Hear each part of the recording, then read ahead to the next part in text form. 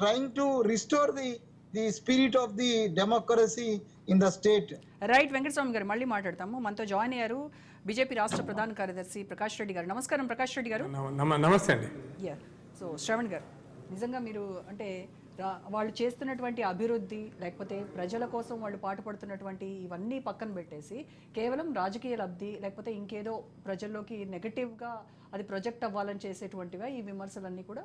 వాళ్ళు పాపం పర్యావరణ పరిరక్షణ కోసం ఒకటి తీసుకొస్తే మరి మీరు ఎందుకు సపోర్ట్ చేయట్లేదు? వెంకటస్వామి గారు, ఈ చర్చలో ఇంట్రెస్టింగ్ ఏంటంటే కోఇన్సిడెన్స్, ముగ్గురం కూడా ఒకే సంస్థలో కలిసి పనిచేసినాం మేము విద్యార్థులుగా ఉన్నప్పుడు. సో వెంకటస్వామి గారు ఏదైతే పర్స్పెక్టివ్తో మాట్లాడినరో, మీరు అడిగిన ప్రశ్నకు వారు ఏదైతే సమాధానం చెప్పినరో, ఆ పర్స్పెక్టివ్తో, ఆ పర్సువేషన్తో, ఆ పాజిటివ్ దృక్పథంతో ప్రభుత్వం లేదు. వారికి ఉంది కానీ ఆయనకు లేదు. ఇవాళ ముఖ్యమంత్రిగా ఉన్న వ్యక్తికి కానీ లేకపోతే హైడ్రా నడిపిస్తున్న పెద్ద మనిషి కానీ వాళ్ళకి ఆ యొక్క దృక్పథం లేదు. అందుకే ఒక అరాచక శక్తుల లెక్క, ఒక నియంతృత్వ శక్తుల లెక్క వ్యవహరించి వాళ్ళ హైడ్రా ముసుగులో పేదవాళ్ళ ఇండ్లను కూల్చేసే ప్రయత్నం చేసిండ్రు. పెద్దోడికి నోటీసులు ఇచ్చినారు, పేదోడికి బుల్డోజర్లు పంపి కూల్చివేశారు. అయితే పూర్వాపరాల్లోకి వెళ్తే అమ్మా, నేను 2020లో పెద్ద ఎత్తున వరదలు వచ్చినాయి. నేను అప్పుడు కాంగ్రెస్ పార్టీలో ఉన్న వెంకటస్వామి గారు మేమంతా కలిసి పనిచేస్తున్నాం. అప్పుడు వారు చర్చలో ఉన్నారో లేరో ఇప్పుడు నాకు తెలియదు.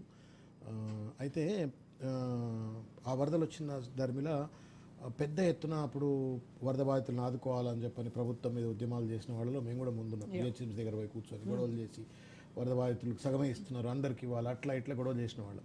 ఆ తదనంతరం వచ్చినాయి జిహెచ్ఎంసీ ఎన్నికలు. ఆ జిహెచ్ఎంసీ ఎన్నికలు వచ్చినప్పుడు మరిశేషర్ రెడ్డి గారు, ఇప్పుడు బీజేపీలో ఉన్నారు ఆయన, అప్పుడు కాంగ్రెస్లో ఉండే ఆయన, నేను, ఇప్పుడు బీసీ కమిషన్ చైర్మన్ అయినరు నిరంజన్ గారు, మేము we are made responsible to draft the manifesto for GHMC election. ఆ మేనిఫెస్టో పదం పదం రాసిన వాడిని నేను వీళ్ళందరితో మార్గదర్శనంలో. అందులో one of the very important component that I have incorporated, that we have incorporated is to constitute a lake protection authority, an autonomous lake protection authority that will function in collaboration with resident welfare associations, RWS తో అనుసంధానపరుస్తూ lake protection అథారిటీని constitute చేయాలి. ఆ చర్చల్లో మేము అనుకుంది ఏంటి అంటే, రేపు పొద్దుగాల జిహెచ్ఎంసీలో మనం గెలిస్తే, అప్పుడు కాంగ్రెస్ గెలిస్తే మనం ఈ కాన్స్టిట్యూట్ చేసి ఎట్లా ఫంక్షన్ చేయాలా అంటే, మొత్తం ఇప్పుడు ఎప్పుడో 50 ఏళ్ల కింద 100 ఏళ్ల కింద ఉన్న లేక్ ఇవాళ ఉంటే కూడా దాంట్లో నీళ్ళు రాకపోవచ్చు, బికాస్ క్యాచ్మెంట్ ఏరియా అంతా కాంక్రీట్ ఉంటే కూడా కాంక్రీట్ జంగల్ అయిపోయి, ఇప్పుడు ఫర్ ఎగ్జాంపుల్ మన ఉప్పల్ చూడండి, రామంతపూర్ చూడండి, మన కళ్ళ ముందే ష్రింక్ అవుతూ వస్తూ ఉన్నాయి, బికాస్ క్యాచ్మెంట్ ఏరియా అంతా కూడా కాంక్రీట్ జంగల్ వచ్చిన నీళ్ళు rot.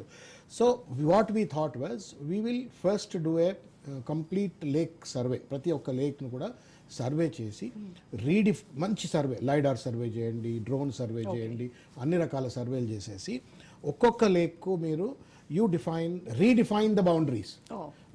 Redefine the boundaries of FTL levels ను ఫిక్స్ చేయండి, బఫర్ జోన్ ను ఫిక్స్ చేయండి, అండర్స్టాండ్ ద క్యాచ్మెంట్ ఏరియా, అసలు వాటర్ వస్తుందా రాదు, ఇవన్నీ చేసి వాటిని ఒక్కొక్క లేక్ ప్రొటెక్షన్కు ఒక ఒక్కొక్క లేక్ చుట్టూ కొన్ని 100 కమ్యూనిటీస్ ఉంటాయి.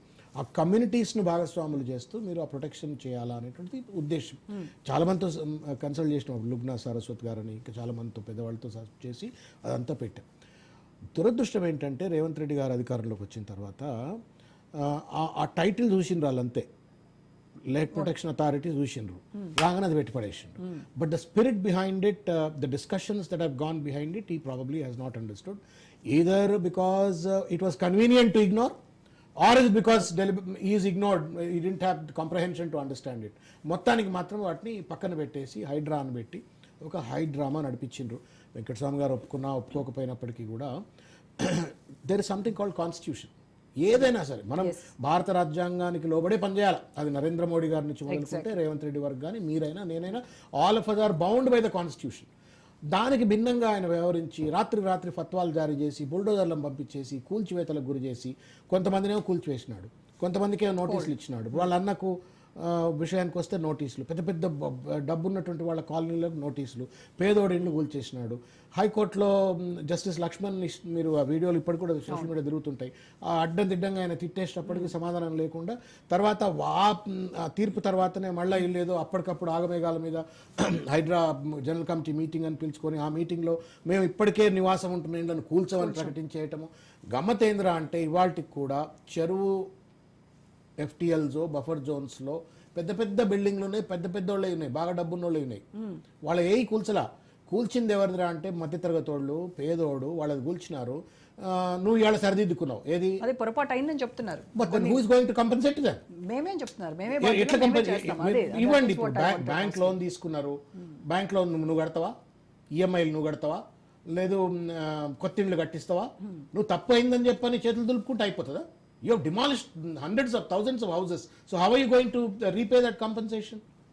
అంటే ఎవరైనా సరే పాలకుడు అనేటువంటి వాడికి ఆవేశం కంటే ఎక్కువ ఆలోచన ఉండాలి, ఆలోచనతో పాటు అవగాహన ఉండాలి. ఇవేమీ లేకుండా ఈ ప్రభుత్వం మూర్ఖత్వంతో వ్యవహరించింది. అందుకే నర్మగర్భంగా వెంకటస్వామి గారు మాట్లాడుతూ ప్రభుత్వం మేము కూడా తప్పు చేసి ఉండొచ్చు, మేము కూడా సరిదిద్దుకోవాలా అని చెప్పారు అన్నారు. ప్రతిపక్షంగా the job of an opposition is only to question you. That's a job. నువ్వు కాంగ్రెస్లో అపోజిషన్ ఉంటే కాంగ్రెస్ పని అదే, బీఆర్ఎస్ అపోజిషన్ ఉంటే బీఆర్ఎస్ పని అదే, బీజేపీ రేపు అపోజిషన్కి వస్తే బీజేపీ పని అదే. ఎవరైనా అపోజిషన్ ప్రశ్నించాల్సిందే. దాన్ని తప్పు పట్టడానికి వీలు లేదు. దాంట్లో ఉన్న అబ్జెక్టివిటీని అర్థం చేసుకొని నువ్వు సరిదిద్దుకోవాలా. కోర్టులు ఎందుకు అంతమంది పేదోడు, గర్భిణీ స్త్రీలు, నిన్ననే లోన్ శాంక్షన్ అయిపోయి లక్షల రూపాయలు లోన్ తెచ్చుకొని కట్టిన వాళ్ళు, వాళ్ళందరూ ఉసురు కొట్టుకున్నారు. వాళ్ళందరూ ఉసురు కొట్టుకున్నారు. ఇంకా ఆత్మహత్య శరణ్యం అన్న రేంజ్ లో ఉన్నాయి.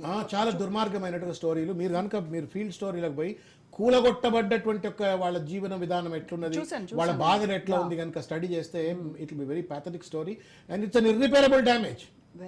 ఇర్రిపేరబుల్. ఇల్లు పోతే ఎంత బాధ ఉంటుంది అనేటువంటిది ఇల్లు పోయినోనికే తెలుస్తుంది. వాడు ఏదో కష్టపడి, అది మధ్యతరగతి పేదవాళ్ళకి సొంత ఇల్లు అనేది ఒక డ్రీమ్. అలాంటి దాన్ని కళ్ళ ముందు కూల్ చేస్తూ ఉంటే ఇవాళకి కూడా కూల్చుతున్నారు వాళ్ళు. గమ్మత్ ఏంటంటే ఇవాళకి కూడా కోర్టులు చెప్పిన తర్వాత కూడా సెలెక్టివ్ డిమాలిషన్స్ ఆర్ హ్యాపెనింగ్. అడిగేటోళ్ళు లేరు. ఇప్పుడు మీలాంటి వాళ్ళు, మీడియా వాళ్ళు బాధ్యతగా ఇన్ని రోజులు అయిన తర్వాత కూడా చర్చ చేసినప్పటికీ కూడా దునపోతు మీద, sorry for the slang but then I have to use it, they are not responding. ఇప్పుడు కోర్టు చెప్పిన దాకా తెలియదా హైడ్రా కమిషనర్ రంగనాథ్ గారికి? Is an IPS officer, more knowledgeable then all of us, because పొద్దున్న వేస్తే లా చదువుకుంటారు, రాజ్యాంగం చదువుకుంటారు. వాళ్ళకి తెలియదా ఇష్టం వచ్చినట్టు కూల్చకూడదని? ఎప్పుడు తెలుసుకుంటారు? లక్ష్మణ్ మొట్టికాయ కొడితే తెలుసుకుంటారా? అంటే ఎక్కడో ఒక ఆవేశం ఉంది, ఆలోచన లేదు, అవగాహన లేదు, వెస్టెడ్ ఇంట్రెస్ట్ ఉన్నాయని చెప్పని స్పష్టంగా కనబడతా ఉంది.